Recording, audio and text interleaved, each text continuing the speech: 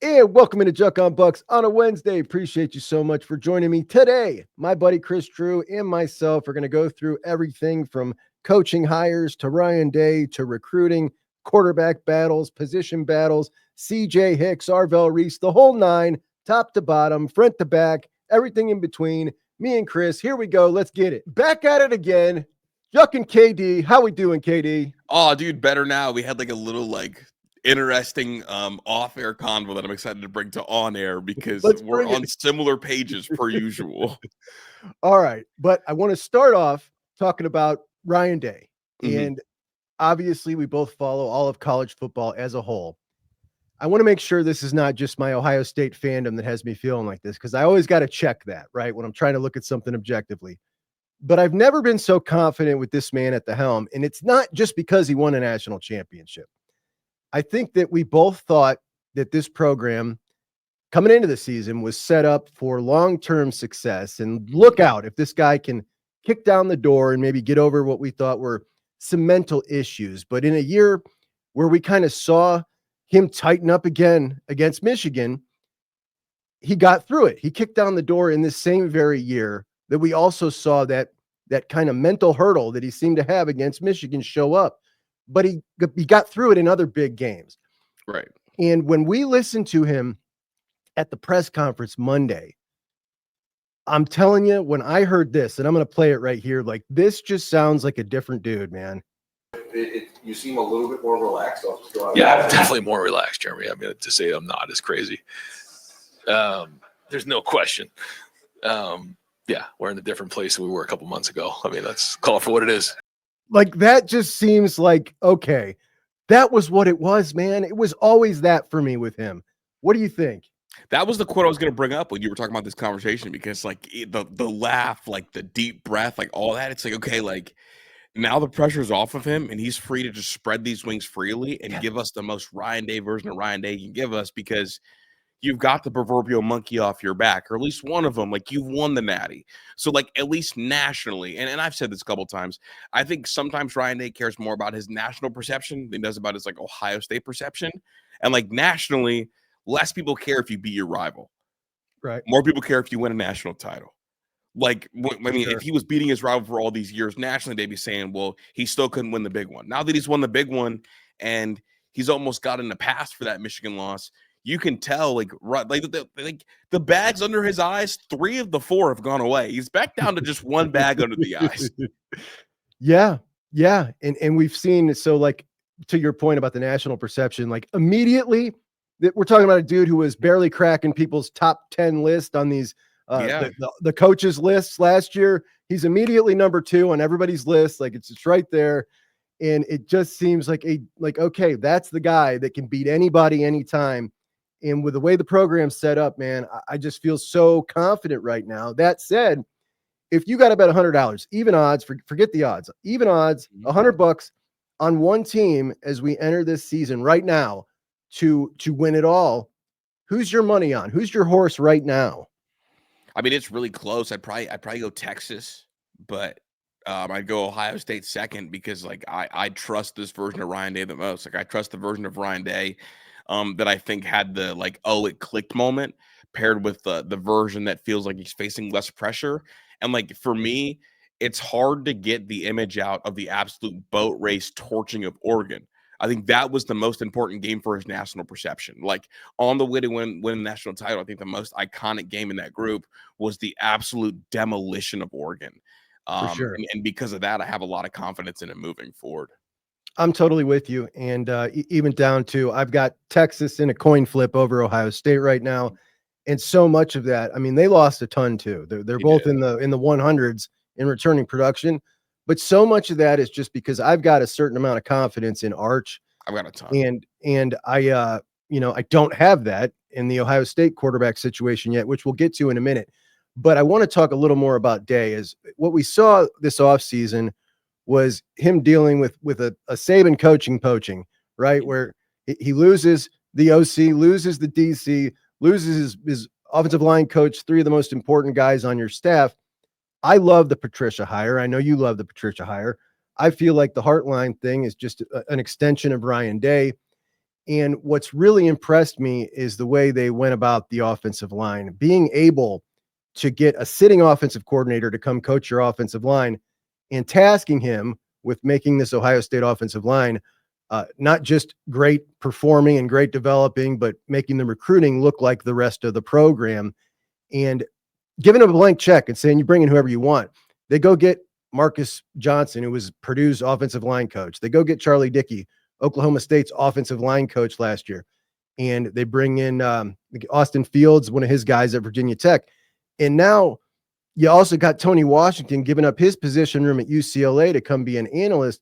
Like, we are seeing Ohio State flex some serious muscle here with these hires. I don't think this happens without that national championship. And I feel like right now the coaching fraternity is viewing Ohio State in a similar way that we used to see them view Alabama. Like, if you want to leapfrog a couple of rungs on the ladder, go there. And it just feels like so much momentum in that small fraternity. And that's huge.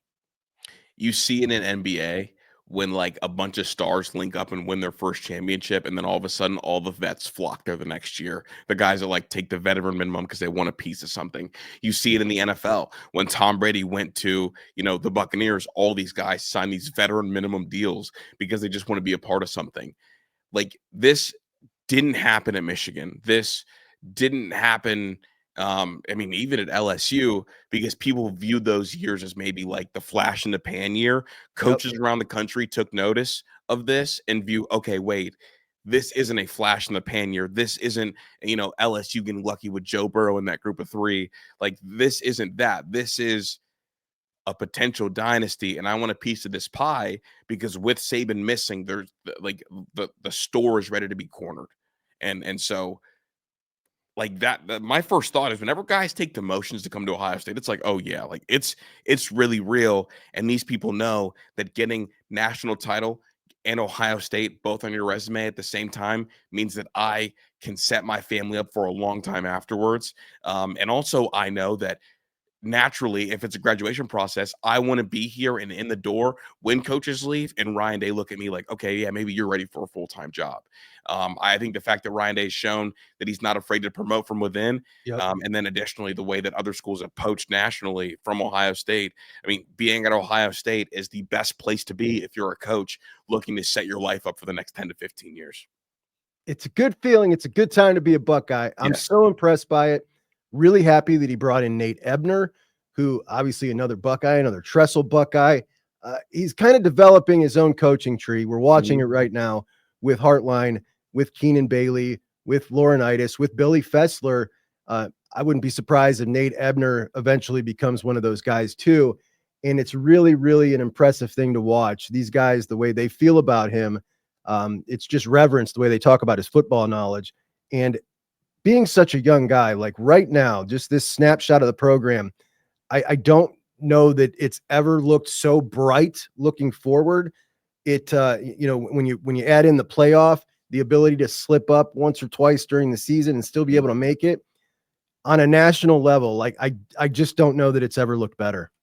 This landscape might be perfect for Ryan Day because he'll be allowed to have kind of that he'll be able to be given time to figure out this mental block with Michigan and can still have postseason success because of it.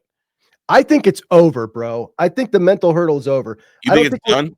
I don't think we're ever going to see him walk into a game with such the tight, everything's so tight again.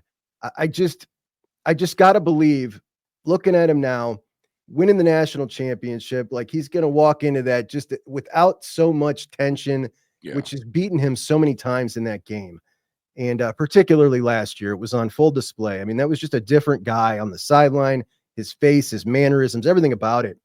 But I'm just going to hope that that's over with. Let's move to spring. So spring started Monday, and I had pulled up some video last year we saw a couple clips come out of Jeremiah, and I pulled up some last year's stuff just to check and make sure I wasn't just imagining this. But he is so much bigger and stronger and faster, even from last spring, that it's scary, dude. Yeah. It's scary. And the fact that we're going to see 2 more years of this guy is something that just can't be wasted. Like, you're able to cash in a national championship year 1. He is so special when we talk about the odds of winning a national championship, man, this guy as a non-quarterback is the biggest difference maker that we've seen in the sport in a long while. It's bizarre because, like, I felt like last year his body was a finished product when he got here. And I did the same thing you did. I had to go back and look because on the one comeback he ran, Yeah, that one. that Wow. I think Chase Brown had, and then I think Adam King had, I was like, wait a second. There's some extra lines right there around his muscles that I don't remember being there last year, and this looks like the alien took steroids. Like, I'm very like confused, and I again like I don't want to make sure I'm not imagining things. Go back and look a year ago. It's like, wow, like I was tweeting that is a finished product, that is an NFL body, and then this pops up, and I don't know what to even use to describe what I'm watching. Like the acceleration into the deceleration, and then back up to full speed, but making it look so effortless. It's one of the more bizarre cases, and Jeremiah Smith's body needs studied, like just in a vacuum. And to have the best player, not just best receiver, but Jack, I think he's the best player in the sport. Oh yeah, I agree. Totally. And here I'll go a step further. Like, I think he's a top 5 receiver on the planet, regardless of age. Like, so, I'm not a huge NFL guy. I mean, I would have to defer to you on that, but I just, watching all of them come through college very closely, I there's nothing that's been close to him in a long, long time, man. Not even close. no, like it feels crazy. Like I think he's legit like a top 5 receiver on the planet. And like I know people are like, oh, he's a kid. Like you can't say stuff like that. And like my point is, like, I think he right now, like this last year of him, I thought was more NFL ready than Malik Neighbors was as his final year at LSU. And then I watched Malik Neighbors go to the NFL and go over 1,000 yards and make it look really easy.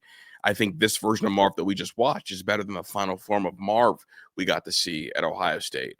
And I just watched, Marv be up around 1,000 yards, and I think Jeremiah is better than him today. And so it feels like really insane to say, but like I've said it maybe 3 or 4 times. The feelings I get watching Jeremiah Smith are the same feelings I got watching LeBron James as an 18-year-old destroy the NBA. Yeah. I was just thinking back when you said that, how much backlash I got when I first posted that hypothetical question. Would you rather have freshman Jeremiah Smith or senior, but if he would have stayed, Marvin Harrison? Like there were so many people that were mad. Dude, I don't think you could find 5% at this point that would have said I'd rather had Marv. Like not 5%. And well, here's the thing: like people took it as us like discrediting or underrating Marv. No, it's not that. That's just how good this guy is. For sure. Look, I love pancakes. Pancakes are awesome. I like waffles more, right? It's like for me picking the waffles over the pancakes doesn't mean I hate pancakes and pancake sucks. Right. I just like the waffles more. Jeremiah Smith is the waffle. He's the waffle. He's the waffle, man. My biggest question, Chris, I don't think we saw them exploit the advantage that they have in him enough last year. Do you think we're going to see it this year and moving forward? I think so. I think last year there was some of the Emeka still one of the mouths we have to feed, and that's fair. But last year, like we saw the game that they exploited it in the most was what? The Oregon game. Mm-hmm. And we saw an 18-year-old and a head coach that just faced a mental block dismantle America's favorite coach. Yeah. Don't get it twisted. Like Dan Lanning, that's America's sweetheart. Like that's America's like boy wonder coach. And we saw the coach with the rosy cheeks and the kid who was freshly 18 or whatever go absolutely ballistic on them.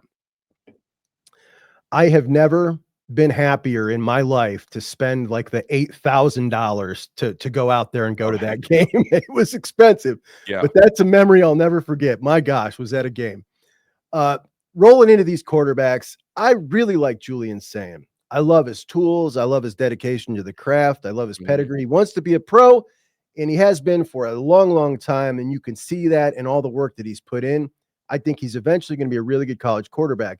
And generally, when we see a 5-star kid, top 3 quarterback in the class, who was, the most accurate passer at the Elite 11 amongst his peers, come into Ohio State in year 2, the buzz about that guy in that scenario is electric.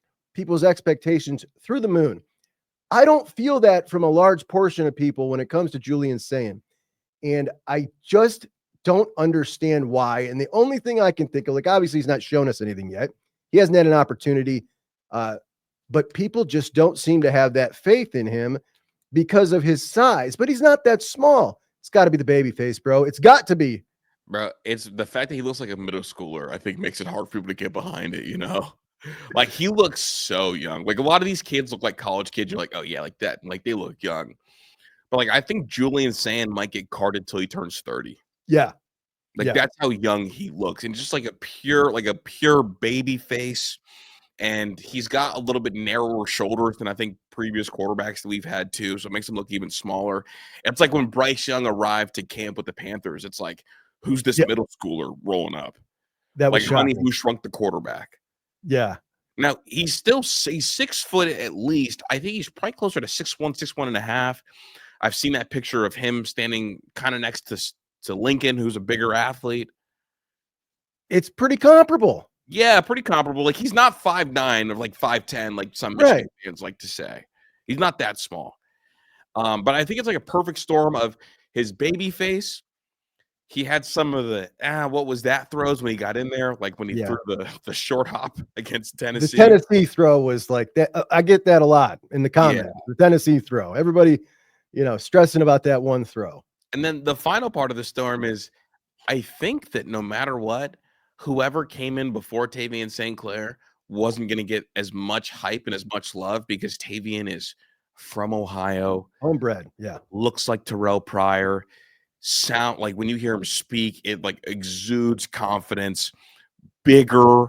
Like it just feels like Ohio's chosen one when you watch Tavian St. Clair, when you listen to Tavian St. Clair speak and like the stature and all that. So I think whoever was going to be in front of him is going to have to deal with the fact that a large portion of the truest, loudest Ohio State fans that live in Ohio want to see the Ohio kid play, especially with Underwood being the starting quarterback likely at Michigan this year. Big part of it. Huge part of it. Big part of it. Big part of it for me. And I'm a big Julian fan, but man, when I look at the potential of that battle between those two, being from those respective states, like there's just something about it that's like, that's destined to happen. However, we both felt like this last year, while acknowledging that Cam Ward was amazing and was a better quarterback than Will Howard, that Will Howard was the perfect quarterback for Ryan Day. Right. And Cam Ward just wouldn't have worked with Ryan Day.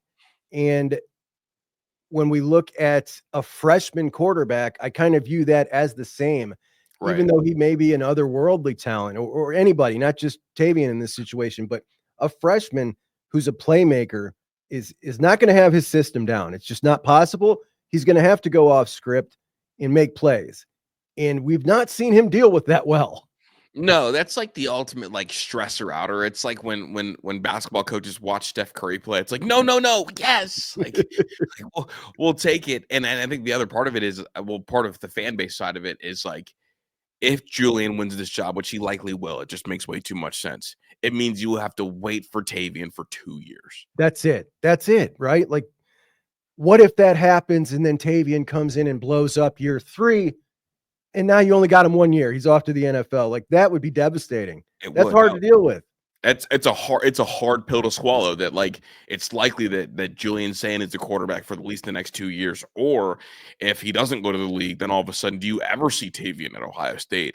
And like those, like that whole combination, I think worries people. But I think right now, it's just such a hard adjustment, Juck. I don't even want to do it. I know. Because I would love, you and I have said it, the allure of a freshman quarterback starting at a big time school. And also, like, naturally, if I have to wait 2 years for Tavian, that means I'll never get Tavian to Jeremiah. And I think Tavian's arm with Jeremiah's greatness, I think that would be like what Justin Fields to Garrett Wilson was, but on absolute super steroids. Yeah. It's a tough pill to swallow. Yeah. And it's just one of those unfortunate things. We've not yet mentioned Lincoln Keenholz. What are your thoughts on him and his space in this room? well, if he makes it past spring, he brought up, potentially having to reevaluate things. Yeah, I think that reevaluating things is, let me see how good Tavian is, because I feel like, I mean, look, I was told that, when Tavian's throwing the ball in the Woody, like, people want to kind of watch, want to see what the kid's about, want to see the work habits, want to see the work ethic. Like, I was told that kid wants to be in a lot with Billy, and has been with Coach Fess a ton, putting in extra work, trying to like ease that adjustment. I think if you're Lincoln Keynotes and you look around and these things are happening and he feels chosen, you got to think, okay, maybe I bit off a little more than I can chew. I'm still a good player. I'm a good quarterback. I was still developed by Ohio State, but I can go play elsewhere and not have to worry that. Because look, if Lincoln ever played a game at Ohio State over Tavian, people would be upset, no matter how you sliced it. For sure. People would be upset. So I think he's obviously like the prime candidate for the portal. But it's unique because, like, when you hear people talk about Lincoln, you hear people talk about his leadership ability and his athletic traits. When people rave about Tavian St. Clair, it's about his size, the professionalism, and the accuracy. Remember, super accurate quarterback. Oh, yeah. When you hear people rave about Julian Sayin, it's about his release, his processing speed, and kind of some of the intermediate to short arm talent things. And it's like, if two guys are being raved about, and one of the three things that's been brought up early is their throwing ability, and I'm the athlete in a Ryan Day system, and the things that are brought up are my athleticism and my leadership, that means I'm likely not the guy for this coach. It's not a perfect fit, that's for sure. We just saw Will Howard and Chip Kelly, and even those two together didn't run the ball in Ryan Day's system. Right. I don't know how much Lincoln's athleticism gets him here. I mean, Kyle McCord, his longest run of the year last year was longer than Will Howard's longest run of the year last year. Crazy. I do see a similarity in potential leadership style from Julian Sayin to Kyle McCord. I will say that. That's my biggest concern. That's mine too. Like, you can't make somebody be someone they're not. It just doesn't work. You can make them try, but even if they're successful at it, doesn't come off good to everybody else. He's just a quiet dude. He's a mellow dude, and it reminds me a lot of Kyle. And that drove me insane watching Kyle. That's the one thing that I'm a little bit hung up on, if there is anything about Sayin. But it feels like at Ohio State, you have to be someone that in the spotlight, it feels like normal life for you. Yeah. For Kyle and for Julian, sometimes, like, the demeanor, it feels like I don't really want to be in the spotlight. And when that's the case, and you look like a sixth grader, you got to imagine, like, it's people are going to look to you in times of adversity. And if you look like you don't want the spotlight, and they're looking to you for a message, for some square jawedness, for some elevation, if you look like you don't want to be there, it just doesn't bode well, I think, for, like, team morale, which is why I don't think the offense played with any juice with Kyle McCord. Totally agree. And I misread CJ to be similar to McCord. He was totally different with his teammates than he was outwardly to the media in the press conference. Correct. Totally different. And I didn't even realize that till he was just about gone. But I didn't realize it until the Georgia game. Right. Totally different. Yeah, you could see it on full display there, and you certainly see it in the NFL, and he's certainly grown into that a little bit more, but always was like that with his guys. Yeah. Let's move to these running backs. James Peoples, second year. A lot of people compare him to JK. I personally don't see that comp too well. I don't think he's quick as a hiccup like JK, but he's got a pretty big toolbox. I think he's going to be a high quality back. Transfer CJ Donaldson coming in. To me, this guy was a tick over a jag at West Virginia, averaging a full yard less in yards after contact than his counterpart who shared the backfield with him. Had 6 games under 4 yards a carry last year. Certainly wasn't their first choice, but I'm a believer in Carlos Loughlin as an actual coach of running backs, and I think he's going to play the best ball of his career here. But when I look at Bo Jackson, who standing next to CJ Donaldson yesterday, looks as big as him, yes, and we know is way faster, can take it to the house. I think that this freshman is going to lead the team in rushing several games this year. You think he's going to get that much playing time? I really do. I think he's going to eat in, not to James's carries, but I think he's going to eat into Donaldson's carries. So I'm a big James guy. I think it's fascinating that, like, there's not a ton of hype around James right now. I don't think James is Dobbins. I think, honestly, he's closer to like a Mike Weber caliber player. I agree. He did show me enough that I was really impressed. His quads are massive. We know that. And I think he does have some burst, but definitely not nearly as quick as JK. It doesn't have that same like signature move. Like JK had the jump cut that was able to like jump over 3 lanes just by playing the foot in the ground. But I like Peoples as a feature back. I think he's good enough to be the feature back at Ohio State. Sam Williams-Dixon, to me, I think is probably your all-purpose back, and we haven't really utilized one of those. He kind of reminds me a little bit of Evan Pryor, pre-injury. But I like Bo Jackson a lot. So I'm curious to see where he falls with Donaldson, because I don't think Donaldson was good enough to be at Ohio State. Okay. Yeah. I mean, this is if we're just looking at his body of work at West Virginia, I'm with you. Like, that's not, like for a big back not to be really good after contact, that bugged me. I don't think he showed enough burst. And I was pretty concerned by his overall vision. I mean, I guess you could say that offensive line was really bad. I just don't think he did enough at West Virginia to warrant us bringing him in. I do know you want numbers. That's fully understandable. But I thought, honestly, and I hope he proves me wrong, but I thought with TC Caffey getting back and Sam Williams-Dixon, you talking him out of the portal with Peoples, I thought you had a decent enough room, unless you were going to get a guy who was absolutely bona fide contributor. I would fully expect by the end of the year us to be thinking, okay, like, it's got to be smash and dash. It's got to be James, then Bo. So I hope I'm wrong. I hope that Donaldson, puts the work and improves it. And I think Locke might be the perfect one for him. But I wasn't really impressed with them at all, West Virginia. So maybe that's why I don't get paid $1 million to evaluate running backs. So. Well, no, I do think Locke is the perfect guy for him. I already got the weight down a little bit. TC still rehabbing is a little concerning. And Sam, I've never been big on him at all. Okay. But I am big on Isaiah, but he's not going to be working out till fall. He's still not ready. He's injured too. So it is a pretty sticky situation right now, which makes me also think that's why we're going to see more Bo early, because he's getting all this work with these guys in the spring. Like, I do think Donaldson sets the floor for that room. Like, the room won't be a complete disaster because he's there. But I just don't think, honestly, like, I like when they bring in transfers that are ceiling raisers, and he's not that for me. Right. I'm with you there.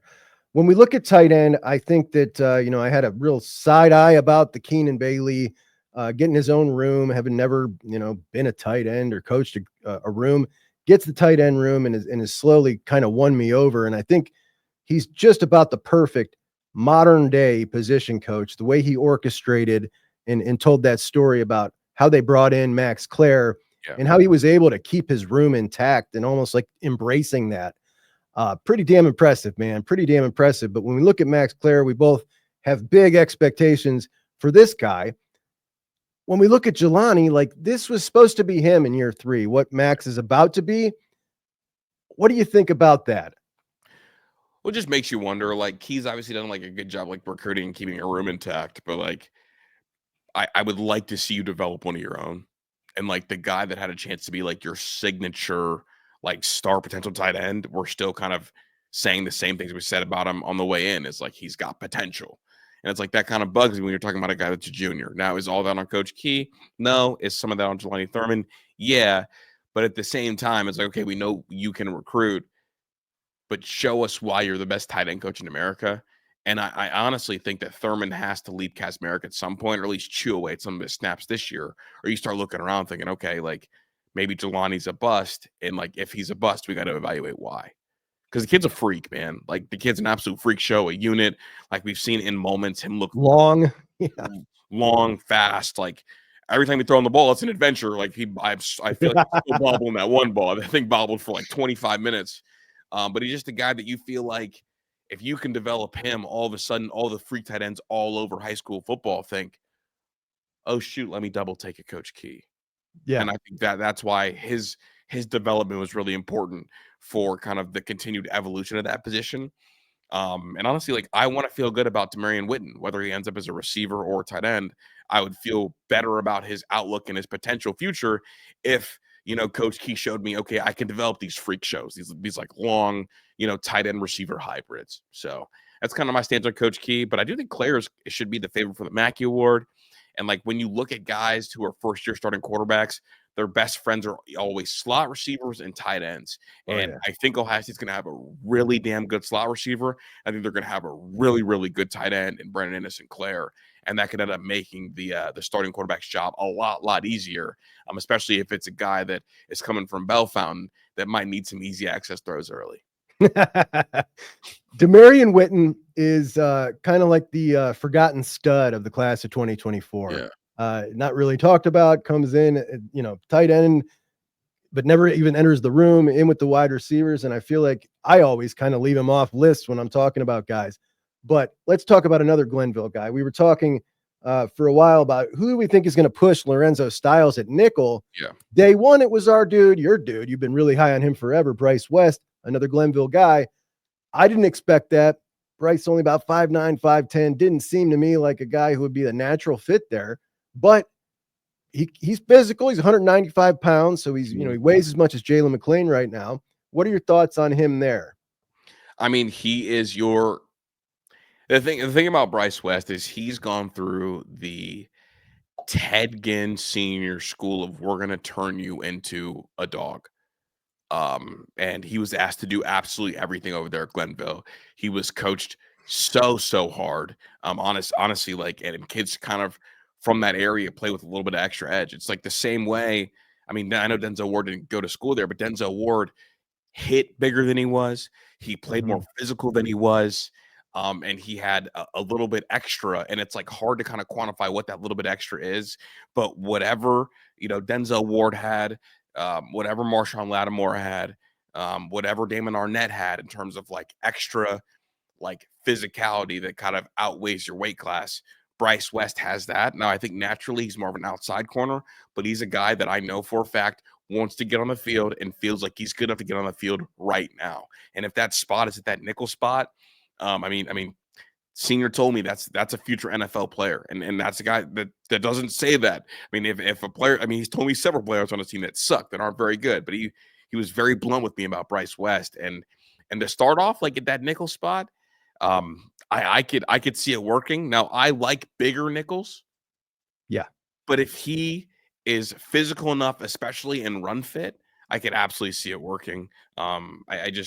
I like the upside there, especially like in his high school class with the football in his hands. Of all the high schoolers that came in that Ohio State class, he was the fastest with the ball in his hands, miles per hour, like on a football field. Like that's how like athletically gifted he is. And he's been a guy who's had kind of football acumen wrapped around him since the time he was, a ninth grader. So big Bryce West guy, and like hearing that he's off to a really good start makes me really happy. And I think that he's going to be a guy that if Matt Patricia identifies early, like a lot of people have, that's okay. We're going to find a way to work him in because he gives us so much versatility, because he's not a liability in man coverage, because he's a true outside corner. And additionally, he can, go fit a gap. It was pretty funny seeing the reaction to Devin Sanchez yesterday from the folks who don't follow recruiting too much. They were kind of taken aback at, there is a guy walking out there in the world that is physically built to be the perfect cornerback. You couldn't have modeled it out of clay any better. And I don't know that there's any way we're not seeing this dude in a rotation at minimum, playing 25 snaps a game, like in short order. He's just awesome. If someone told me, Chris, there's one battle you can watch at practice, and only one battle every day for the rest of spring and fall camp, I would say the only thing I want is Jeremiah Smith versus Devin Sanchez. I mean, Jeremiah is the built-in a lab perfect receiver.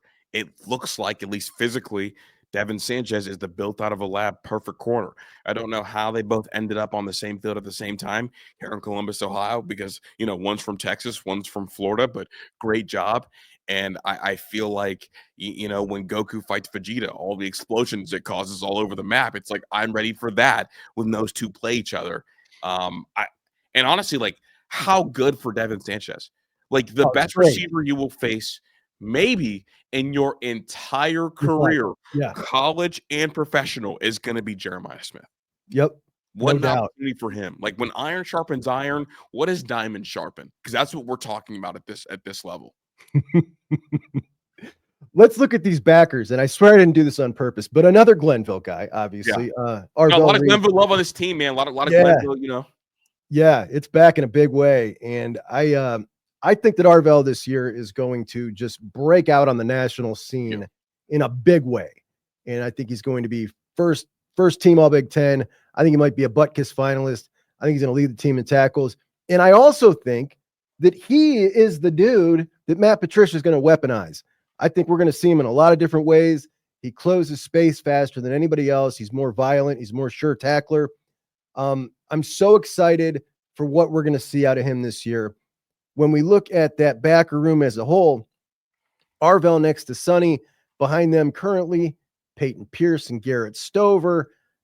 How long can those guys hold off Riley Pettijohn, who's coming in just absolutely taking everybody by storm, shocking everybody with his athleticism and how fast he's picking things up already, just in the talks we've heard around the Woody, just totally like he is the guy that everybody's talking about back there. Dude, Riley's gonna be a dude, man. Like kind of like KVA was at Notre Dame last year. Like the more the season went on, it was like, oh wow, like he's out there, he's flashing, he's out there. Okay, now you're flashing 3 times in a quarter, and now you look like long strider, sideline to sideline, like really well polished. Like I think you're gonna have a tough time keeping Riley off the field. And I think honestly, like Matt Patricia in these blowout games might be the one to tell Ryan, hey, like I don't need to see any more Sonny for the day. Like go get Riley in there. Or I don't need to see any more Arvell. Like go get Riley in there. I want to see how he's progressing. So I'm really excited about him.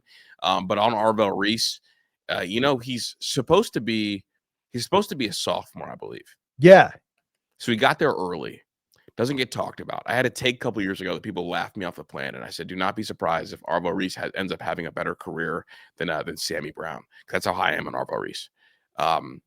That's your Buck his finalist. That's going to be a household name like Harold Perkins by the end of this. Like that's how good that kid is. There were games last year like I thought he was better than Sonny and Cody. For sure. There were definitely, like early on in the season, he was unequivocally better than Sonny. It was driving me nuts that he couldn't, get some of those extra snaps that Sonny was getting.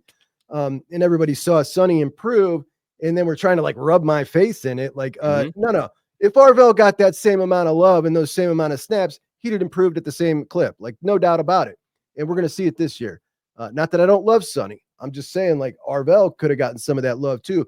But to your point, late in games, seeing Riley out there, something that just drove me nuts about the team last year is not being able to see those guys out there in games like you're talking about early. Like, I hope that's something Patricia really embraces, and we see a lot more of that, because there's certainly a whole lot of talent that didn't get to play last year that could have later on.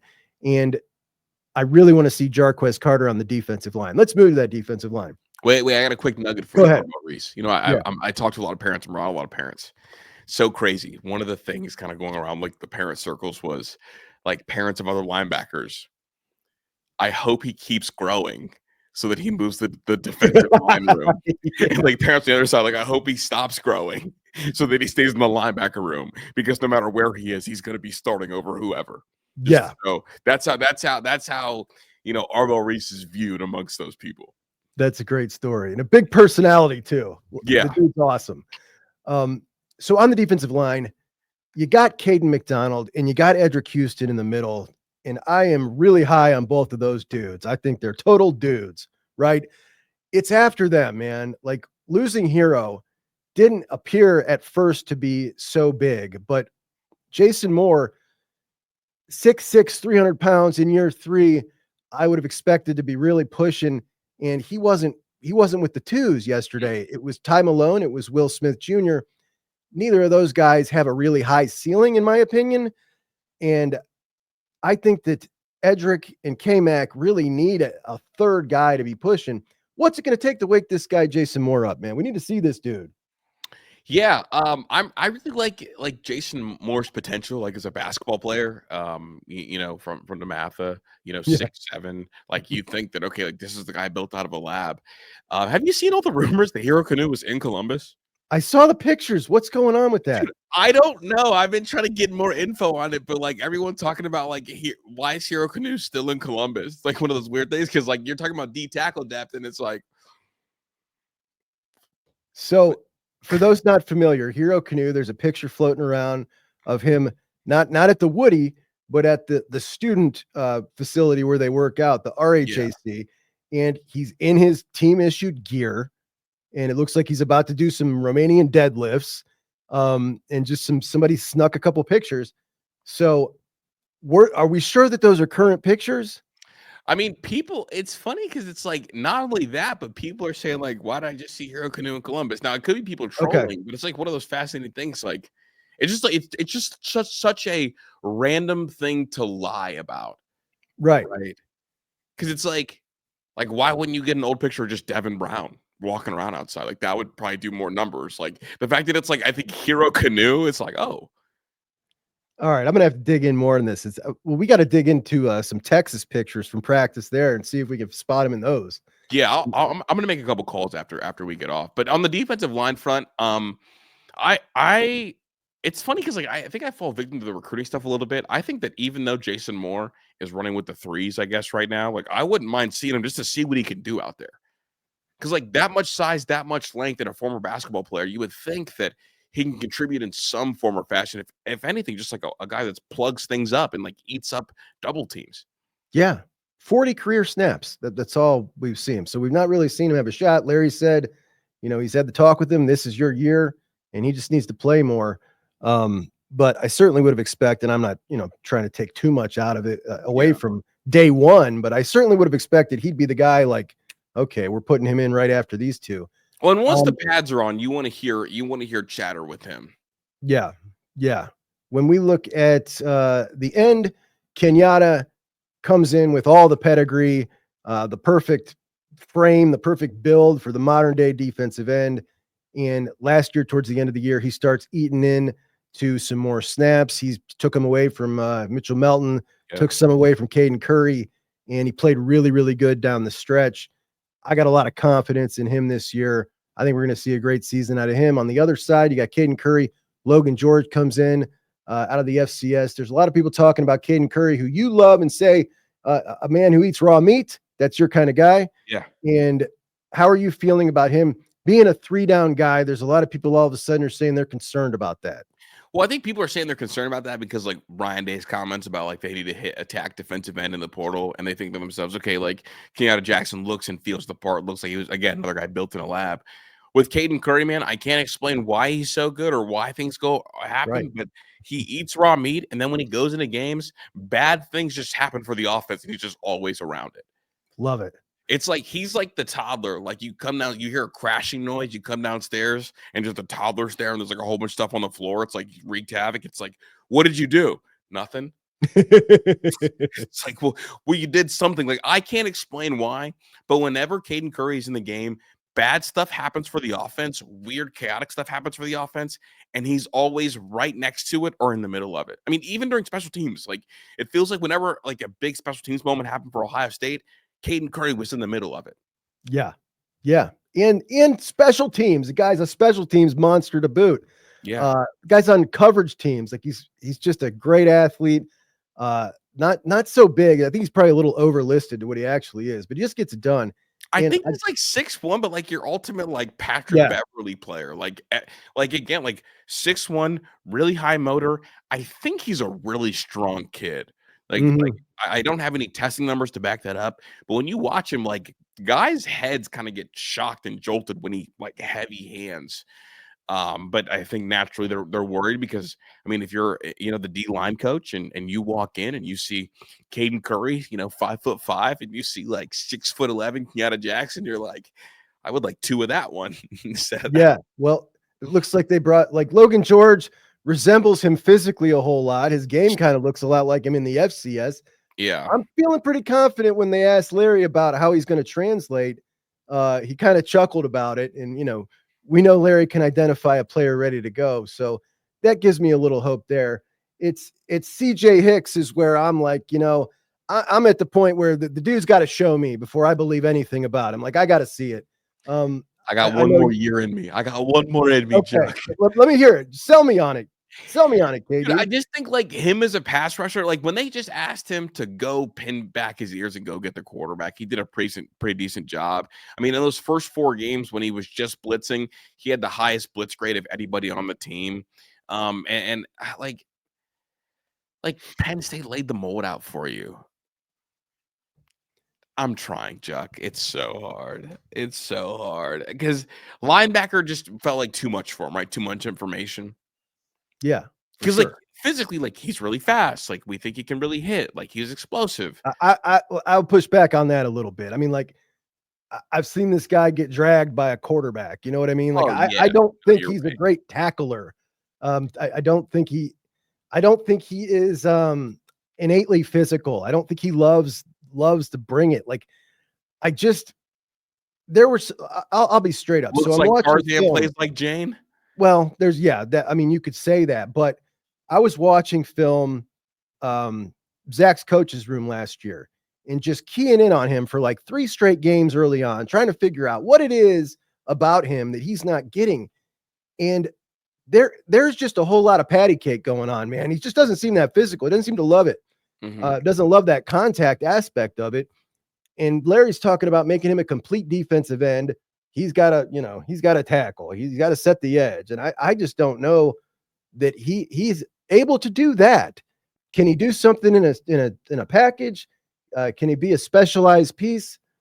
I hope so, man. I think he's an awesome dude. I really like him. I saw him yesterday. He was, buddying up with Patricia, and I think that's cool.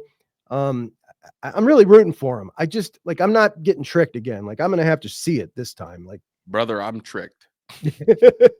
I am tricked. The way he was hugging Patricia and like the body type, I'm like, oh yeah, dude, I'm in it. And I the body like, Chandler Jones, like you go do it. Consider me tricked. Fall for it once, shame on you. Fall for it twice, shame on me. Fall for it 3 times, you must be rooting for CJ Hicks because that's what I'm doing. Just it. There you go. All right, let's get to some recruiting real quick before we wrap it up. Tyler Bowen comes in. Not less than 3 weeks in, Adam Guthrie decides to make his decision. He heads out to Clemson. And then the Buckeyes get the better of the 2 prospects between him and Max Riley. Sam Greer's still out there, visited yesterday. Things are looking pretty good for Big Sam. I'm liking the way that's feeling. How you feeling about that? I feel really good. I think that if Bowen is half the recruiter that we believe he is, he will land Sam Greer because I believe in my heart that Sam Greer wants to be a Buckeye, and for Bowen, this is a good chance for you to like get the reps of like battling other schools because he is, he's got all the tools that a lot of coaches nationally drool over, which is why he's so highly rated and has all the offers. It's your chance to battle with them and then also kind of plant the flag that like, hey, look, I know you guys could come in here before and take guys, no more. Adam's the last one. No more, pee on the fire hydrant to make everybody else leave. So, I love Sam Greer. Like, I love Sam Greer, the player. I love Sam Greer, the young man. I love Sam Greer, the competitor. And don't get it twisted. I know he's an Ohio kid, but this is a huge, huge get. I believe if he was in the state of Texas, he would be a top 15 player in the country. 100%. With when you had the basketball on there and the footwork, like I mean, as a freshman, Juck, he locked up Devin Royal in a state championship game, who was a senior who went on to play at Ohio State. Like that's what we're talking about. Absolute stud. What I am really like watching Tyler Bowen since he started this. He's basically doing exactly what I've said that they should be doing forever, which is a bigger net. He's already, he's gone above the offers that have been out last cycle. We're already over that. There's no need to go down south for high 3 stars and mid-range 4 stars. We have them all in the Northeast, in the Midwest, in the West. Like, and he's offered 5 or 6 dudes all in that region, just 1 dude from down south, and then focused on the big dudes from far away, the Jackson Cantwells and the Felix Ojos, focusing on those big swings, but concentrating for the bulk of the line right up here. I just love it. I think it's the perfect strategy. I think he's going to land a 6-man class. I think we're going to all be just ecstatic with it. And I just love the development. I love the way it's going. I think he's absolutely got it down. The energy feels different. And he's making his job easier. Yeah, that's a good thing. Like, why wouldn't you go get all the guys that are within a stone's throw? Like, why would you only focus on national guys? Why would you not have a wide net so that, like, you don't want every single recruitment battle to feel like life or death? And that's how it felt like with Justin Fry, because we only offered 5 guys. So it's like every time you lose one, it's like, yeah, that one really hurt because we got no offers out. I don't know. Cast a wide net. Build it regionally. I mean, we saw Jim Tressel for forever recruit in the region, and the offensive line was always really good. We've seen Notre Dame always focus just in the region, in the Midwest. The offensive line was really good. We saw Wisconsin only focus in the region. The offensive line was really, really good. Stay here. Now, while Florida has receivers, I got you. California has quarterbacks, I got you. Texas has, everything, I got you. But up here in the Midwest, regionally, our teams have been built off really good offensive lines because good offensive linemen have been in this area. Take advantage of it. Like, if you've got water, filtered water in the kitchen, why am I driving 20 minutes to the grocery store? I'm not. There we go. We grow them here. You want to hydrate, go drink that water. So he's doing a good job. He's making it encouraging, and he's not trying to be the smartest in the room and not gaslighting me into having to argue with so many fans about Midwest offensive linemen. And I'm getting yelled at saying, well, those kids must not be good enough. Well, no, I know they're good enough because they're going to other places being really successful. So I'm excited for Bowen. I'm excited for Sam Greer. I did want Guthrie a lot, so like I'll just wear that one. So did I. Yeah. He didn't give Ohio State the opportunity to, push that back a little bit like Max did. Max gave him the opportunity, pushed back his decision. Adam didn't want to do that. Is what it is. I don't have the energy to sweat Chris Henry in the stuff that's like, I don't have the energy for it. I just look at Jeremiah Smith on the team right now, and he's not that, and I just don't have the energy for it.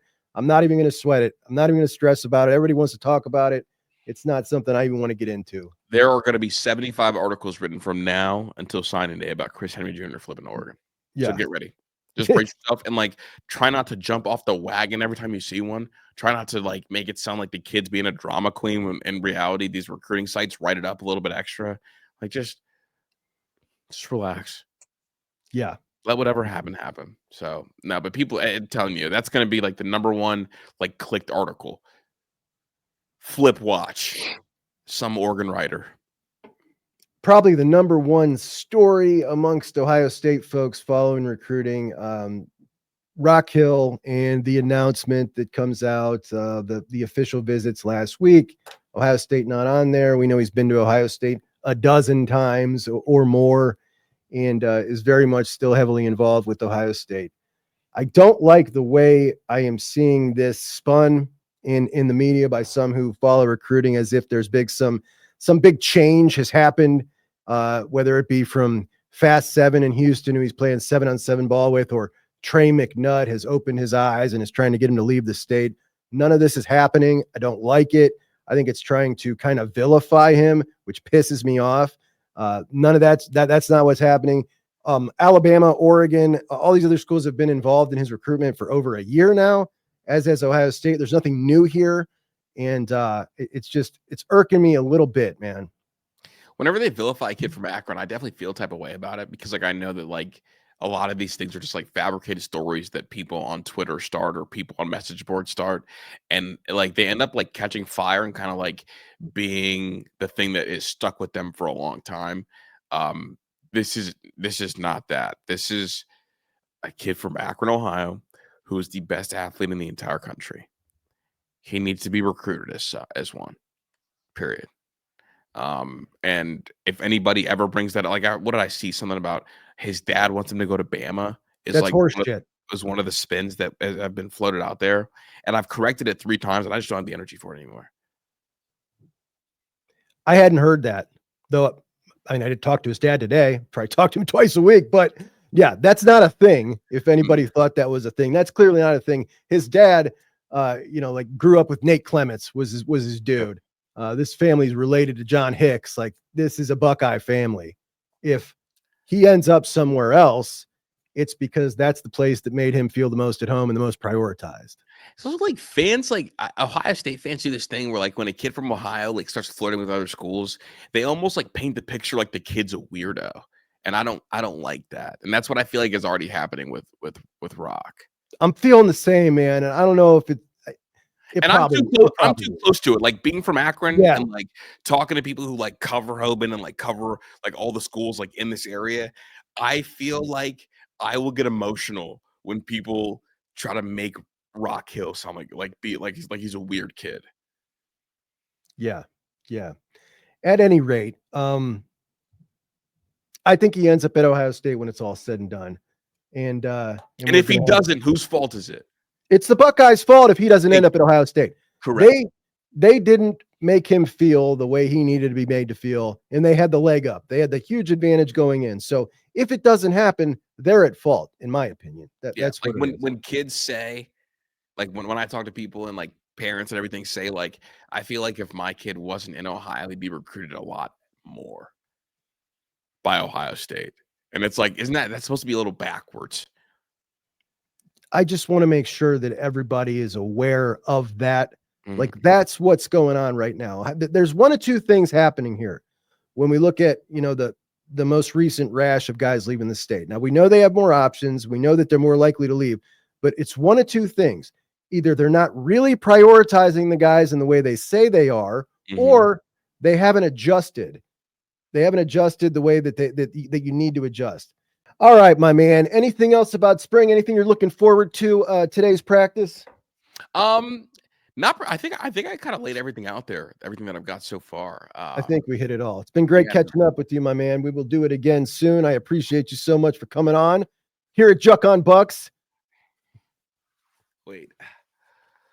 Oh, look at my guy. Got it on. I got it on me.